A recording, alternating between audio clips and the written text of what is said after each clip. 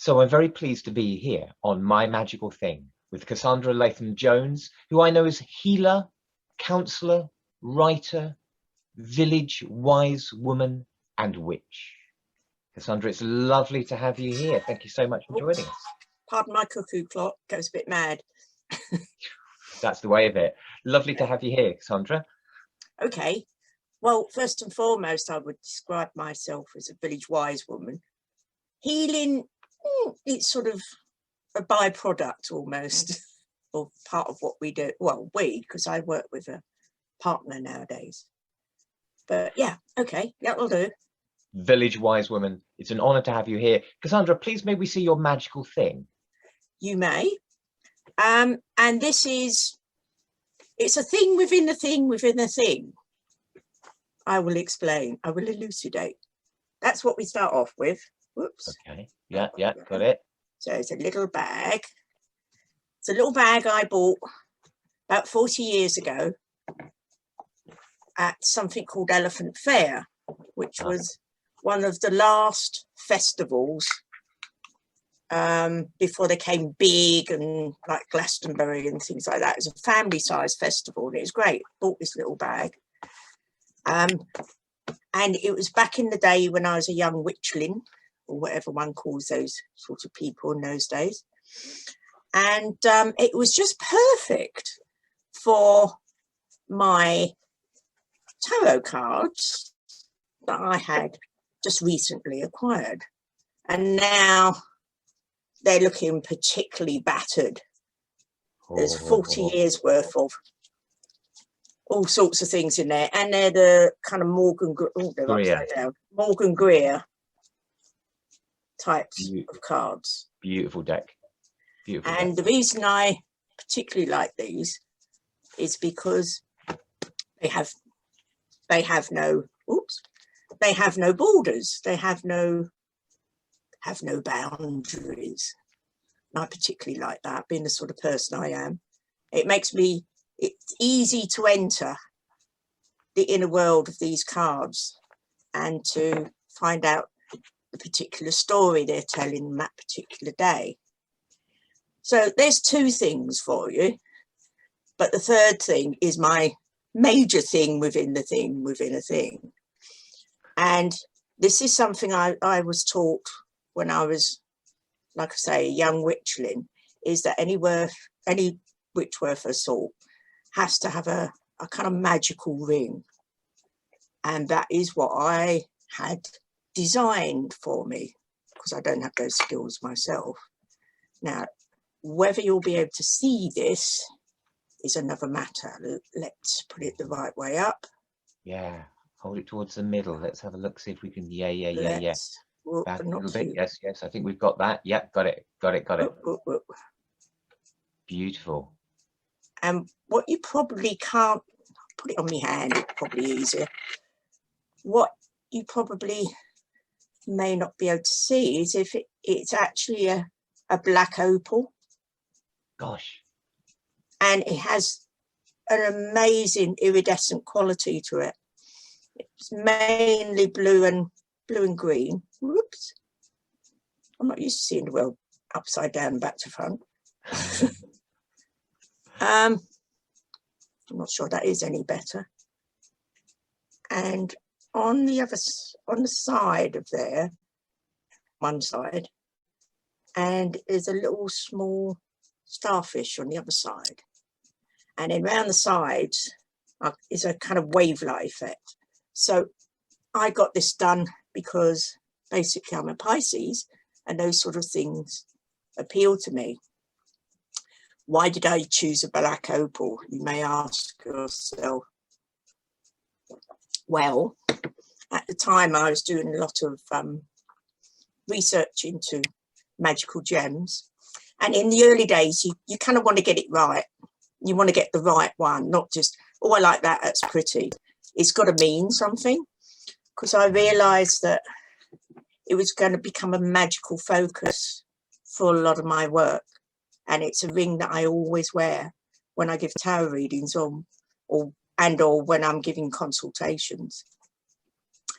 And I suppose it's a focus, a tool, a way of accessing the right headspace to be in. And the black opal, what I read about that was, it can be very unlucky for some people, but extraordinarily lucky for others. And it's like, are you willing to take on the risk and the challenge of letting your life explore all the different, what's the word I'm searching for? Sorry, I got to that age where I forget my words.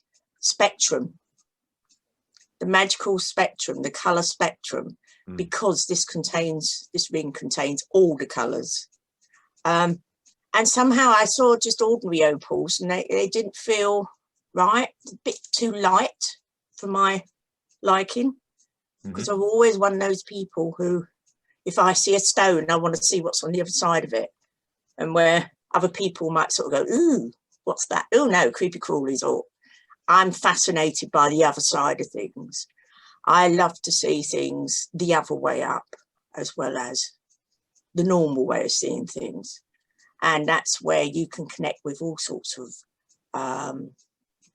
situations where something is hidden but in plain sight. I love those sort of paradoxes. So I knew that ring would be awfully challenging to me. And yes, I have to say, it certainly has been, because my life has been full, to say the least, full of all sorts of situations. I've met all sorts of people, and learnt a hell of a lot over those 40 years since, you know, way back when I began. But it's something that's never left me, and I'm going to have to hand this on to someone when I go. No one else has ever worn this ring, and they're not likely to either until I lift the, well, I won't go as far as to say it's a curse, but it would not be a good idea for you to attempt to wear my ring without my permission, put it that way.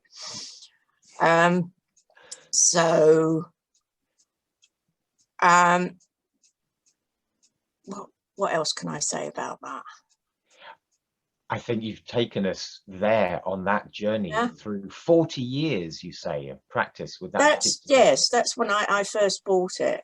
And the whole tarot is a completely other thing as well, where I just jumped in at the deep end with that, basically. I also remember I first saw that pack when I went to see a tarot reader in Penzance, who was giving readings, funnily enough, at this restaurant called Le Tarot.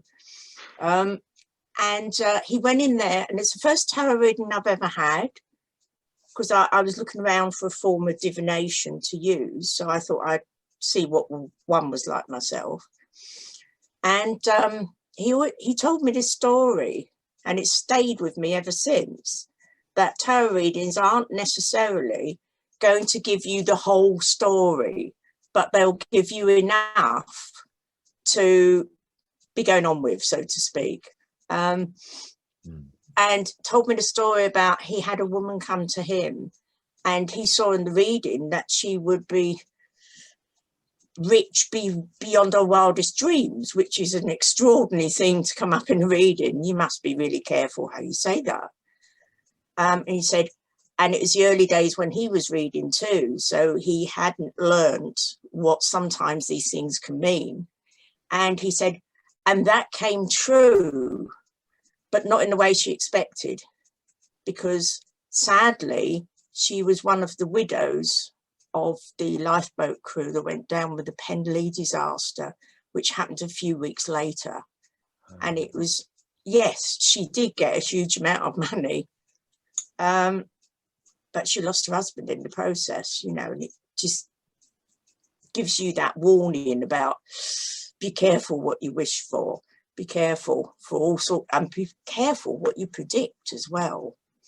Yeah, that's absolutely the case. I think it's, you know, with tarot reading, yeah, that process of reading or imagining the future certainly comes with a great deal of responsibility for, you know, how we might understand what those possibilities are. Cassandra, can we Indeed. do the ring one more time? Can we have another Say look? again? Can we have another look at that ring? Well, Right. we absolutely no way that any of us are going to put that on, certainly But without your permission. Oh, I wise wouldn't woman of advise it Cornwall. any more than anyone's ever worn my hat. They're part of me.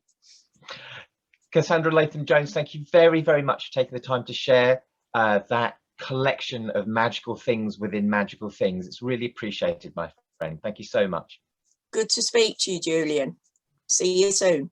See you soon. Go well. Cheers. Bye.